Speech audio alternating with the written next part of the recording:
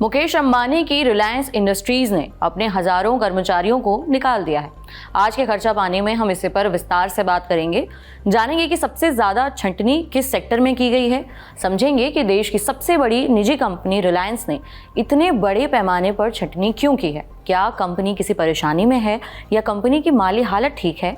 इसके अलावा जानेंगे कि आरबीआई ने चेक क्लियरेंस पर क्या नया फैसला लिया है।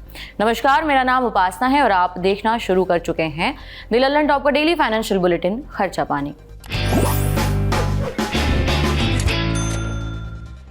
देश के सबसे अमीर बिजनेसमैन मुकेश अंबानी की कंपनी रिलायंस इंडस्ट्रीज लिमिटेड यानी कि RIL ने बड़े पैमाने पर लोगों को नौकरी से निकाला है। इकोनॉमिक टाइम्स की खबर में रिलायंस इंडस्ट्रीज की सालाना रिपोर्ट के हवाले से ये जानकारी दी गई है। इसमें कहा गया है कि कंपनी ने वित्त वर्ष 2024 में अपने कर्मचारियों की संख्या 42,000 या करीबन 11% तक कम की है। मुकेश अंबानी की रिलायंस इंडस्ट्रीज मार्केट वैल्यू के लिहाज से देश की सबसे बड़ी कंपनी है। वित्त वर्ष 2024 में इस कंपनी ने कर्मचारियों की कुल संख्या 3,47,362 थी, जबकि एक साल पहले कंपनी के कर्मचारियों की कुल तादाद 3,89,414 थी। सालाना रिपोर्ट के अनुसार नई भर्तियों में 1/3 से ज्यादा की कटौती करके 1,71,116 कर दिया गया है संख्या को। अब जानते हैं कि रिलायंस के किस डिवीजन में सबसे ज्यादा छंटनी की गई है। दरअसल रिलायंस में हुई छंटनी का सबसे ज्यादा असर उसके रिटेल बिजनेस पर पड़ा है। रिलायंस रिटेल वित्त वर्ष 2024 में 2,07,552 कर्मचारियों के साथ मौजूद थी। कर्मचारियों की यह संख्या रिलायंस इंडस्ट्रीज लिमिटेड में काम करने वाले टोटल कर्मचारियों के मुकाबले 60% थी। वित्त वर्ष 2023 में रिलायंस रिटेल में कुल 2,45,581 कर्मचारी काम कर रहे थे। इसी तरह रिलायंस ग्रुप के टेलीकॉम बिजनेस यानी कि रिलायंस जियो की बात करें तो वहां कर्मचारियों की संख्या वित्त वर्ष 2023 में 95,000 थी, जिसकी संख्या वित्त वर्ष 2024 में घटकर 90,000 हो गई। लेकिन कंपनी का दावा है कि भले ही कर्मचारियों की नौकरी में कटौती हुई है लेकिन वित्त वर्ष 2024 में कर्मचारियों पर होने वाले खर्चों में 3% की बढ़ोतरी हुई है और ये 25,699 करोड़ रुपए तक पहुंच गया है। ये धनराशि वित्त वर्ष 2023 के मुकाबले करीबन 33% ज्यादा है।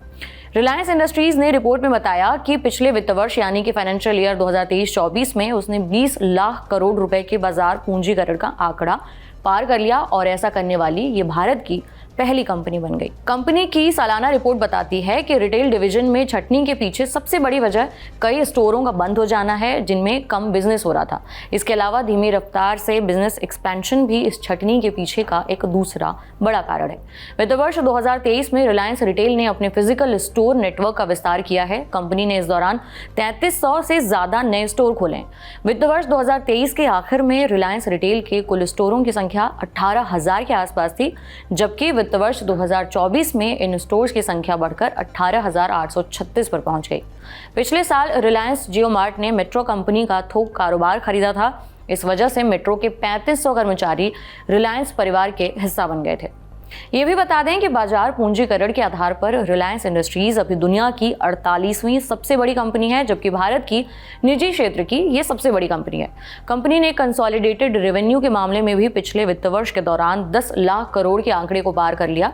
पिछले वित्त वर्ष के दौरान कंपनी के मार्केट कैपिटलाइजेशन में 27% की तेजी आई है। इसके अलावा मुकेश अंबानी की कंपनी रिलायंस इंडस्ट्रीज ने एक और अनोखा रिकॉर्ड बना दिया है। कंपनी ने कॉर्पोरेट इनकम टैक्स के रूप में सरकारी खजाने में 1,86,000 करोड़ रुपए का योगदान दिया है, जो भारत सरकार के बजट के लगभग 4% के बराबर है। रिलायंस इंडस्ट्रीज का दावा है कि वो देश की इकलौती कंपनी है जो सबसे ज्यादा टैक्स भरती है। रिलायंस इंडस्ट्रीज की 47वीं एनुअल जनरल मीटिंग यानी AGM 29 अगस्त को होगी। रिलायंस इंडस्ट्रीज को वित्त वर्ष 2024-25 की पहली तिमाही में 15,138 करोड़ रुपए का मुनाफा हुआ है। सालाना आधार पर प्रॉफिट में करीबन 5.5% की कमी आई है। एक साल पहले की इस तिमाही में कंपनी का कंसोलिडेटेड नेट प्रॉफिट 16,011 करोड़ रुपए रहा था। एक साल पहले की इसी तिमाही से तुलना करें तो कंपनी ने उस दौरान 2,10,831 करोड़ रुपए का रेवेन्यू जनरेट किया था, यानी सालाना आधार पर इसमें करीबन 12% का इजाफा हुआ है। अब जाते जाते आपके काम की एक दूसरी खबर के बारे में बात कर लेते हैं। भारतीय रिजर्व बैंक ने कहा है कि चेक क्लियरेंस को अब कुछ ही घंटों में पूरा किया जा सकेगा। फिलहाल चेक क्लियर होने में 2 से 3 दिन लगते हैं। ये घोषणा रिजर्व बैंक के गवर्नर शक्तिकांत दास ने मॉनेटरी पॉलिसी कमेटी यानी एमपीसी की बैठक के दौरान की। आरबीआई के इस कदम से चेक क्लियरेंस में लगने वाले भारी समय में कमी आएगी। इस तरह से अब ये नेशनल इलेक्ट्रॉनिक फंड ट्रांसफर यानी कि नेफ्ट और रियल टाइम ग्रॉस सेटलमेंट यानी कि आरटीजीएस की फटाफट पैसे भेजने वाले विकल्प की तरह चेक भी मिनटों में क्लियर हो जाएगा।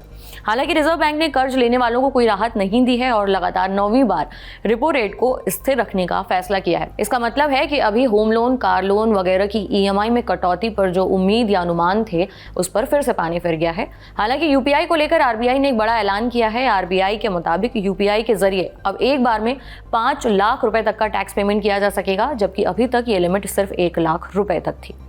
आज के बुलेटिन में इतना ही। आपके लिए ये बुलेटिन लेकर आए थे हमारे साथी प्रदीप यादव। आपको कैसे लगी ये जानकारी हमें कमेंट बॉक्स में जरूर बताएं। देश दुनिया की अन्य खबरों के लिए देखते रहिए द लंदन टॉप। शुक्रिया।